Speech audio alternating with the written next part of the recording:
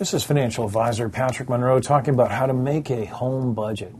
A budget is an essential item that every homeowner should make, every individual should have.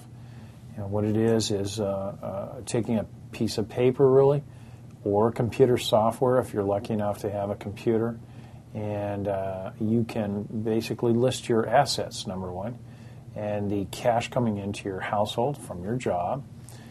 These are your wealth-driving vehicles. On the other side is your bills, the liability that goes into your assets results in a plus or minus situation. And at the bottom, hopefully it's plus, and that plus is really the name of that is your net worth.